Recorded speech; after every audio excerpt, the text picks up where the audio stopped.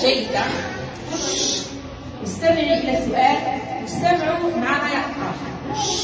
السؤال رقم 11: ما هي معجزة الرسول صلى الله عليه وسلم وهي خالدة إلى يوم الدين؟ ما هي معجزة الرسول وهي خالدة إلى يوم الدين؟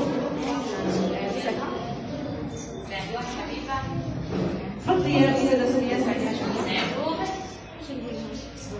قد ذكر عن كل نبي كريم معجزات خلدت في التاريخ الإسلامي وحتى ما جاء قبل الإسلام، فما كان قبل الإسلام كان يسمى دين التوحيد، وبعد ذلك جاء الإسلام بنبي كريم فجاء بقرآن عظيم كلام أنزل وظل على الحق وحفظه الله لنفسه وقال سيبقى إلى آخر الزمن، فقد قدم التوراة والإنجيل وغيرها من الأحبار والرهابنة لكنهم حرفوا وجعلوا فيه مزيج، وبقي القرآن الكريم أكبر إعجاز عظيم فهو كلام الحق على لسان النبي الكريم.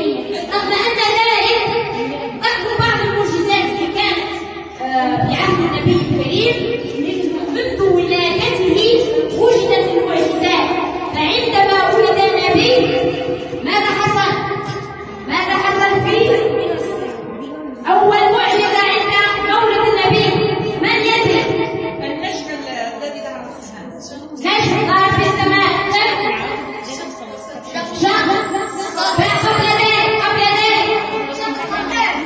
قبل ذلك حبيبي، قبل ذلك أولم يسقط قوس كسرى نورا عندما جاء النور وهو محمد، بعد ذلك جاءت حادثة شق الصدر، بعد ذلك ماذا؟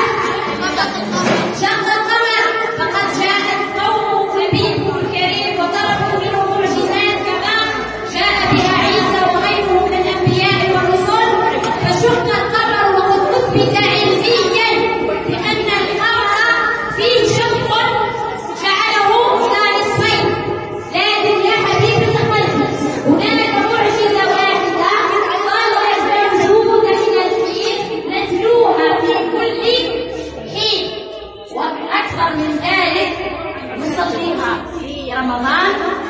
صوم في رمضان.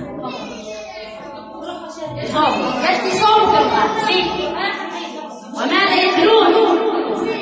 يصلون بما يصلون بالقرآن، أوليس هو معجزة العظيم؟ صدقوا عليها،